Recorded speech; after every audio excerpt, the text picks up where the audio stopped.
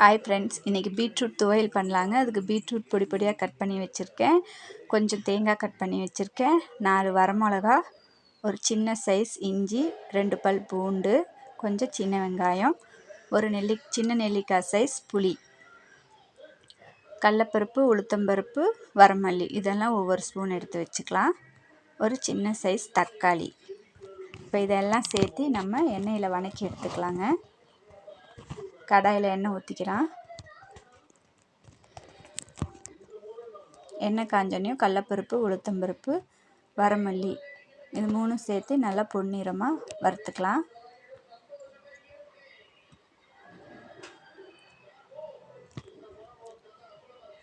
இது கூட சின்ன வெங்காயம், இஞ்சி, பூண்டு அதையும் சேர்த்திடலாம்.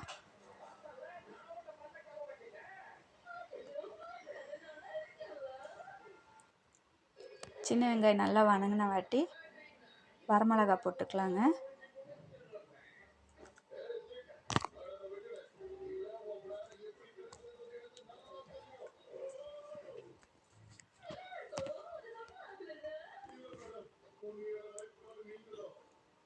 அது கூடவே தக்காளி, அந்த ஒரு தக்காளி பொடியாக கட் பண்ணி தக்காளியும் அது கூட போட்டுடலாம்.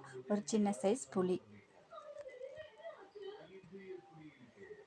வதங்கின வாட்டி காய் பொடியாக கட் பண்ணி வச்ச பீட்ரூட்டும் தேங்காயும் அதிலே போட்டு நல்லா வதக்கி எடுத்துக்கலாம். காய் நல்லா எண்ணெயிலே வேகணுங்க.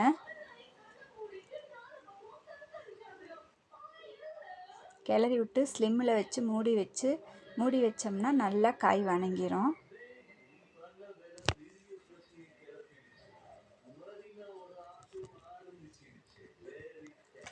உப்பு தேவையான அளவு உப்பு போட்டுக்கலாம்.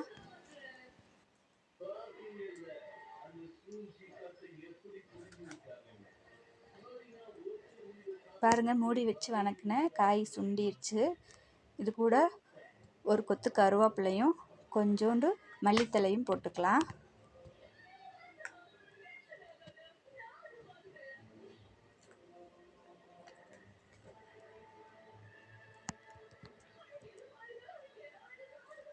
பச்சை வாசம்லாம் போயிடுச்சுங்க.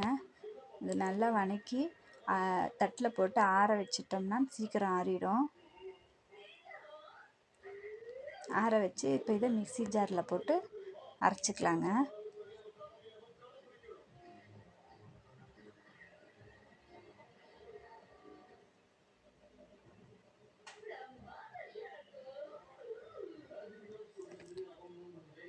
அரைச்சி எடுத்துட்டேன். கலர் பாருங்கள் எப்படி இருக்குதுன்னு.